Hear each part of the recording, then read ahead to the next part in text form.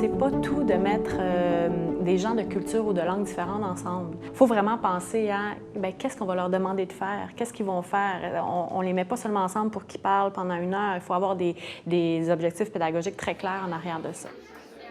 C'est une activité à chaque année, à chaque session, on peut se renouveler. Mais c'est ça qui est bien avec les jumelages, c'est que c'est souple. Dès le départ, moi, lorsque j'ai mes cours, j'essaie de rentrer en contact avec la personne qui a la responsabilité d'organiser le jumelage à l'école de langue. Donc, je lui parle de mes besoins. À ce moment-là, il va me référer à une de ses collègues ou à un de ses collègues avec qui je vais donc discuter de l'organisation des jumelages.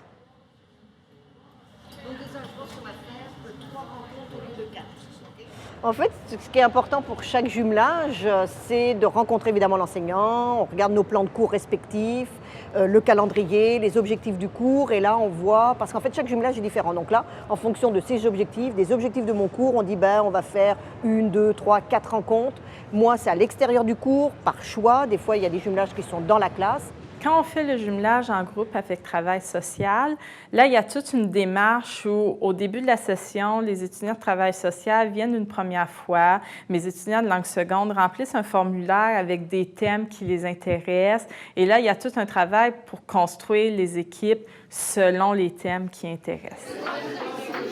Au début des rencontres, il y a un ajustement. Les étudiants essaient de se découvrir. Des fois, ils sont méfiants. Et puis, ils s'apprivoisent. C'est pour ça que quand les étudiants rentrent dans la salle de classe, tout le monde se lève, puis on essaye de rendre un climat favorable, en fait. Après 1, 2 rencontres, les étudiants souvent me reviennent, tout enthousiastes, me disant « Mais c'est fou, les ressemblances que nous partageons ». Il y a des objectifs communs, je pense, dans tous les jumelages que j'ai organisés.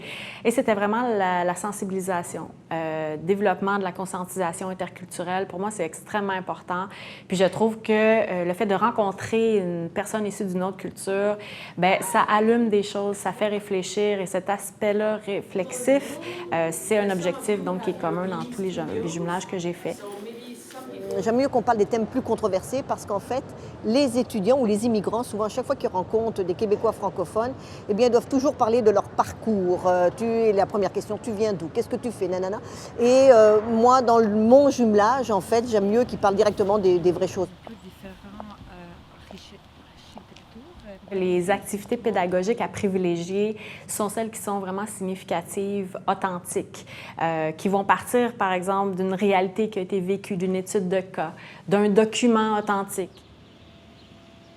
La principale activité du cours consiste à organiser en équipe interinstitutionnelle un webzine, donc un magazine qui porte sur un enjeu social choisi par les étudiants. Par exemple, la légalisation de la marijuana, c'est à la mode cette année. Et ils vont se diviser les angles d'analyse. Sur le plan de la langue seconde, on prépare le vocabulaire. Ils ont une thématique sur laquelle ils ont travaillé. Donc, en général, on ne part pas de zéro. Ils ont un certain lexique. Ils ont préparé des questions à l'avance. Donc, il y a une forme de préparation au préalable.